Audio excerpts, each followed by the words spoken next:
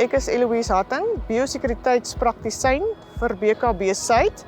Hier agter my doen ons die biosekuriteit by die veilingskrale om die voertuie te ontsmet met 'n goeie ontsmettingsmiddel in die waterbad. Voertuie ry deur 'n waterbad en 'n spray booth word gebruik om van die voertuie van bo af te saniteer.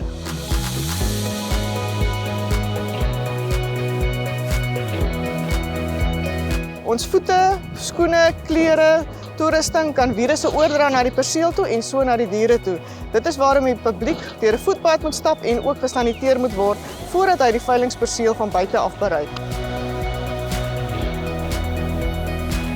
Baie belangrike artikel 6 moet elke boer vir ons inhandig by elke veilingsperseel.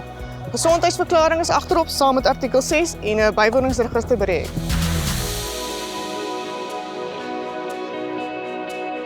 Elke boer is verantwoordelik vir goeie dieregesondheid op sy plaas saam met sy kudde.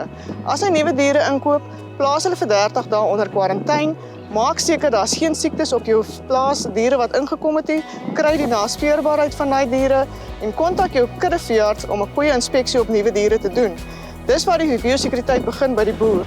Daarna bring jy goeie gesonde diere na ons veilings toe en ons veilings is oop vir almal met goeie, gesonde en kwaliteit diere om te kom koop.